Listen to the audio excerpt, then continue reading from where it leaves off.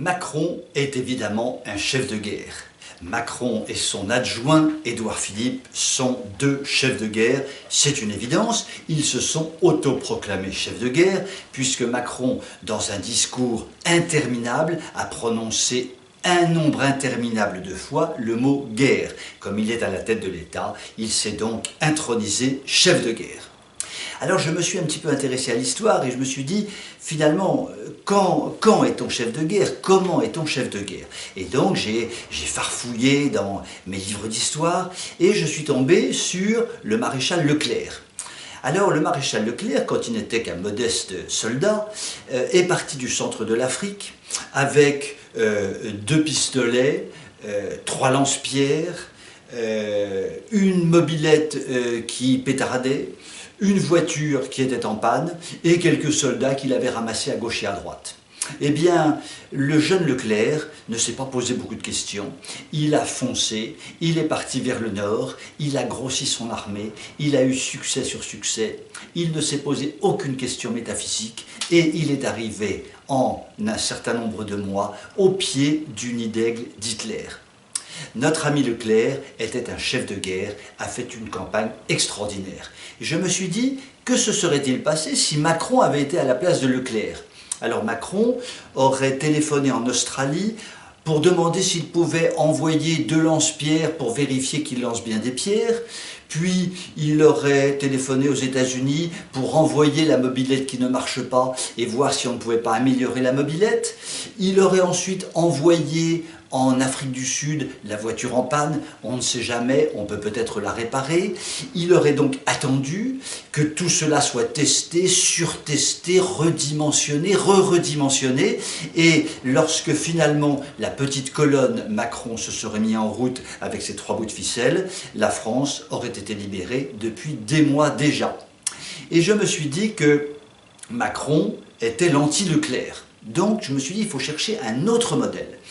Et je suis tombé sur le général Gamelin, le général en chef de toutes les armées françaises, celui qui, du château de Vincennes, expliquait que jamais l'armée allemande ne pourrait déferler sur la France. Nous avions la ligne Maginot, sa chère ligne Maginot qu'il vénérait.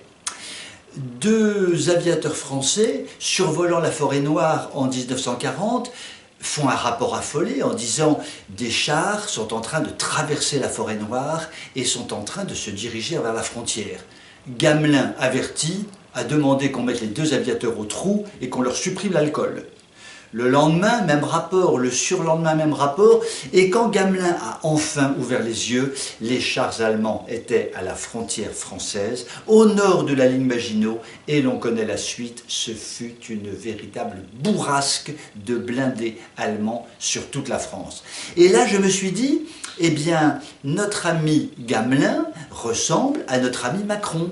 Macron aurait été effectivement chef de guerre au château de Vincennes, il aurait eu exactement le même comportement. Non, non, non, non, les chars ne peuvent pas traverser la forêt noire. Non, non, non, non, il est impossible que tant de chars allemands se précipitent sur la frontière française. Non, non, non, non, laissez-nous dormir, tout va bien, nous verrons plus tard. Et le rapport entre Macron et Gamelin est évidemment extrêmement étroit. Finalement, le général Gamelin avait construit une espèce de ligne imaginaire, c'était la fameuse ligne Maginot, et Macron aujourd'hui nous construit une sorte de ligne imaginaire, je vais combattre le virus, mais en fait, il ne met à peu près aucun moyen pour le combattre efficacement. Et finalement, ce que souhaitent les Français, c'est qu'un jour, nous n'ayons peut-être pas à notre tête un chef de guerre, mais un chef tout court qui sache décider. Et je vous dis à demain en vous souhaitant une excellente soirée.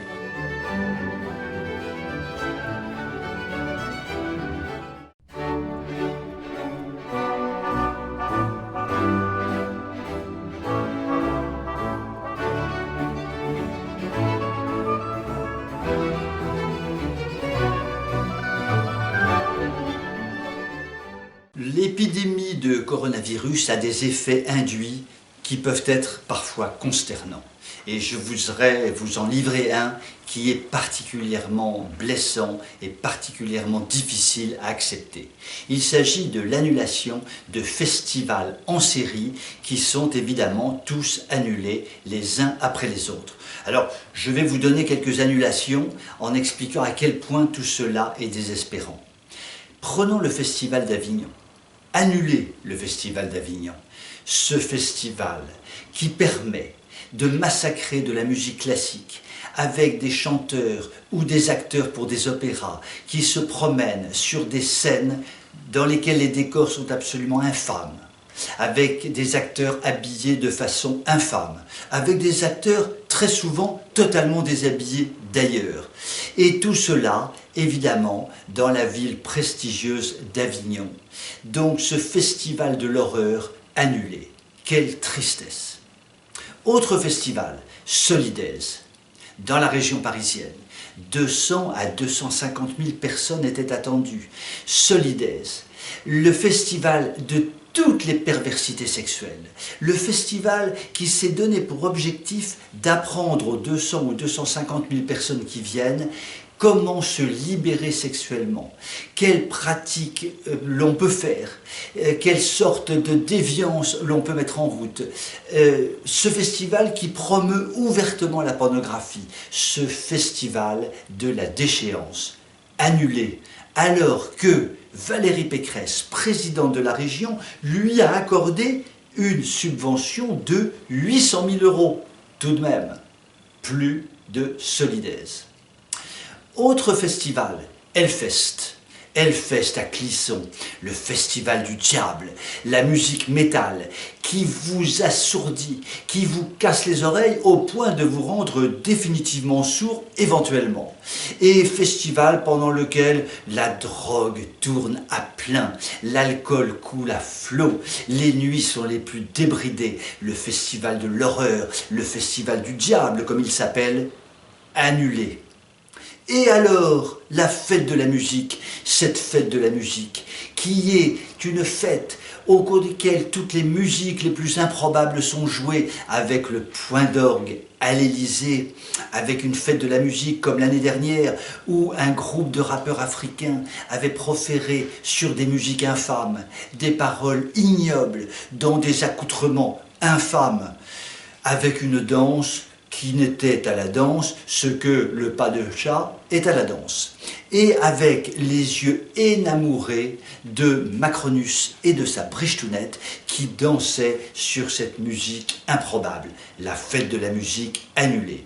Eh bien voyez-vous, quand je vous parle de toutes ces annulations, je me sens envahi d'une tristesse épouvantable, au point que je pense qu'après ma chronique, je vais m'écrouler en larmes et je vais passer une nuit blanche dans la tristesse m'accable.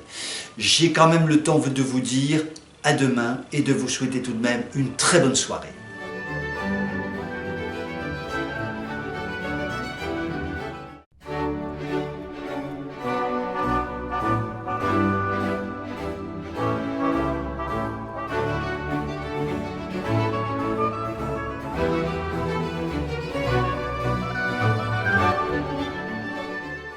Le corbeau est un vilain oiseau de proie qui plane au-dessus des villes et des villages avec ses grandes ailes noires, son cri guttural et prêt effectivement à foncer sur sa proie pour lui porter le coup fatal. Ce corbeau n'est pas un oiseau sympathique, reconnaissons-le. Eh bien, rien ne pouvait être plus adapté que le mot corbeau pour tous ceux qui, anonymement, veulent faire du mal à autrui. Personnellement, je vois trois grandes catégories de corbeaux. La première catégorie, c'est le corbeau dénonciateur. C'est celui qui dénonce son voisin de façon claire, nette et précise. Monsieur le receveur des impôts, je vous signale que Monsieur X, qui habite rue Y dans la ville Z, reçoit tous les soirs dans sa belle maison une cinquantaine de personnes, au cours desquelles, réception pendant laquelle coule le champagne, au cours de laquelle le foie gras et le caviar sont à l'honneur, et ce monsieur d'ailleurs possède une Ferrari. Et pourtant, ce monsieur est au RSA. À bon contrôleur, salut. Les choses sont claires, la dénonciation est anonyme mais très précise. Il s'agit donc du corbeau dénonciateur. La seconde catégorie est plus élaborée. Ce sont les corbeaux déstabilisateurs. Il s'agit de faire tourner une rumeur autour de quelqu'un. Vous savez, la fameuse rumeur si bien décrite dans un opéra de Rossini, qui parle effectivement de cette rumeur qui se répand, qui finalement envahit tout l'espace et qui déstabilise la personne.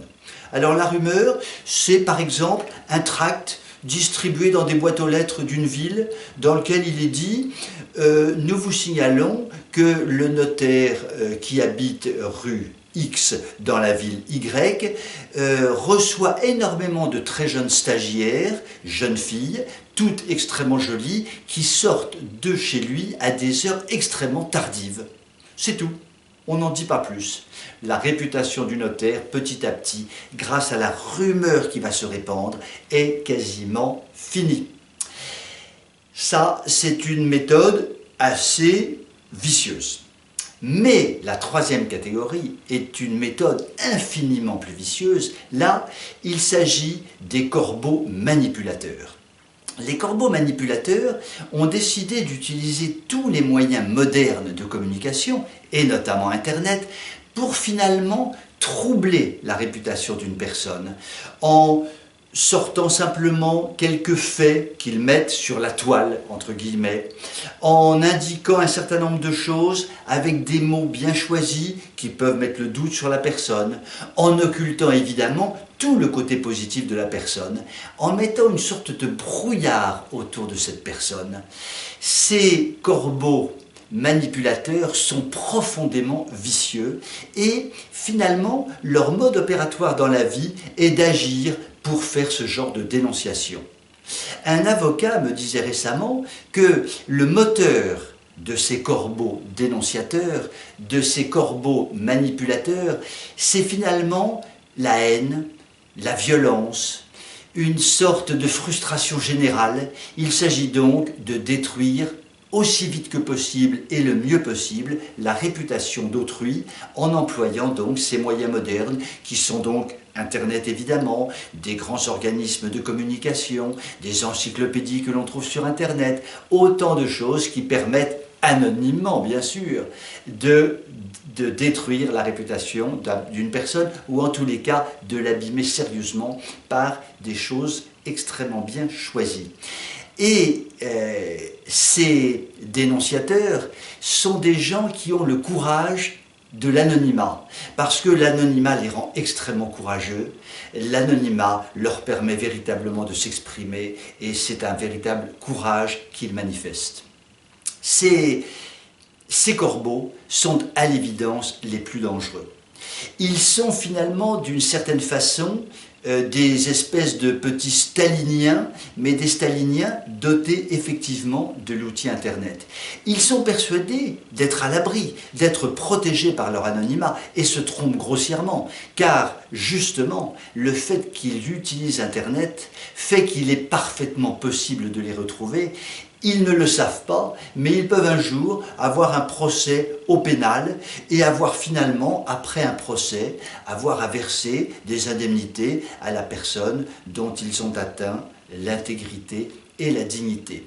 Il faudrait donc qu'ils se méfient de ce qu'ils font. En tout état de cause, ce sont à l'évidence les staliniens les plus dangereux, les corbeaux staliniens, contre lesquels il faut lutter. Il ne faut surtout pas les laisser, dans le siècle qui démarre, avoir une emprise importante sur les personnes, sur la dignité des personnes et sur l'intégrité des personnes. Sur ces belles paroles, je vous dis à demain et vous souhaite une excellente soirée.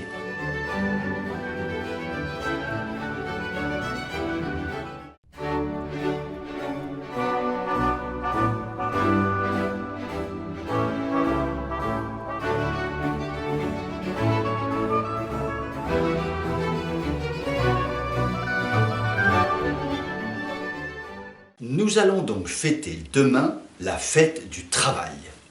Cela est un peu paradoxal car nous allons fêter la fête du travail au moment où il y a environ 10 millions de chômeurs à temps partiel ou totalement chômeurs, et c'est donc tout à fait étonnant de fêter la fête du travail quand le chômage atteint de tels niveaux.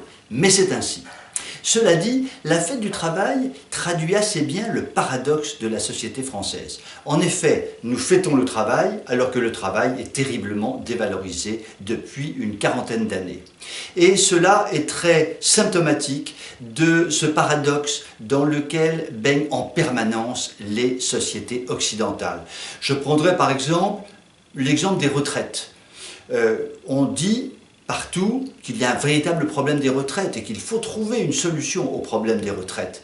Mais l'on ne dit pas, et c'est ça qui est paradoxal, qu'il suffit d'avoir des enfants pour régler le problème des retraites, car les retraites sont payées évidemment par les jeunes générations qui travaillent pour le compte des plus anciens. Autre exemple, la libération sexuelle. Bon, on nous vante la liberté sexuelle sous tous ses angles, systématiquement, partout et tout le temps. Mais si un cadre supérieur met sa main sur l'épaule d'une de ses employés, il peut être condamné à la prison pour harcèlement sexuel. Comprenne qui pourra. Je reviens donc au travail. Donc le 1er mai, fête du travail, mais fête de quoi exactement? Et de quel travail? Parce que le travail aujourd'hui, j'en parlais tout à l'heure, est considérablement dévalorisé, et cela depuis les années Mitterrand. Rappelons-nous tout de même qu'il y a eu d'abord la diminution du temps de travail et que de 39 à 35 heures pendant les années Mitterrand, et qu'il a fallu évidemment discuter sur la place des loisirs par rapport au travail, au point que des ministres de Mitterrand ont proposé de remplacer la fête du travail par la fête des loisirs, et devant le tollé que la proposition a suscité, il a été demandé que l'on crée un jour férié ultérieurement à la fête des travail pour faire une fête des loisirs, et le projet était tellement ridicule qu'il a finalement été abandonné. Cela dit, le travail, je le répète, est fortement dévalorisé aujourd'hui. Et pourtant, chacun sait, et les dictons populaires valent de l'or, que le travail, c'est la santé. Le travail, c'est la santé de la personne qui peut se construire à travers une œuvre extérieure qui lui permet de vivre. Le travail salarié, mais aussi le travail non salarié. Les mères de famille qui élèvent des enfants accomplissent un travail absolument magnifique et mériteraient d'ailleurs probablement aujourd'hui un salaire familial. Donc nous voyons bien que le travail est fondamental, et si la fête du travail consiste effectivement à considérer que le travail est fondamental pour la santé, oui, la fête du travail est tout à fait intéressante. Je voudrais d'ailleurs, à contresens, dire que l'oisiveté, je reprends le dicton populaire, est la mère de tous les vices. L'oisiveté est la mère de tous les vices. L'homme a besoin, l'homme et la femme ont besoin de travailler de façon salariée ou non. C'est une évidence, cela fait partie du patrimoine humain. Un grand patron interrogé par un journaliste eut une réponse extraordinaire. Le journaliste demandait au grand patron, qui dirigeait un très grand groupe qui marchait très bien, dites-nous à quel moment allez-vous confier la direction de votre groupe à vos enfants? En clair, quand allez-vous passer la main? Et le grand patron avait répondu du tac au tac, « Il n'est pas question que mes enfants prennent la direction de mon groupe. Ils seront actionnaires, certes, il n'y a pas de problème pour cela, mais je confierai la direction de mon groupe à des gens travailleurs, car mes enfants ont été élevés de façon trop facile, ne sont pas assez travailleurs et pourraient mettre en péril l'avenir du groupe. » Tout était dit dans cette formulation synthétique, mais lourde de sens. Je vous dis donc à la semaine prochaine et vous souhaite une excellente fin de semaine.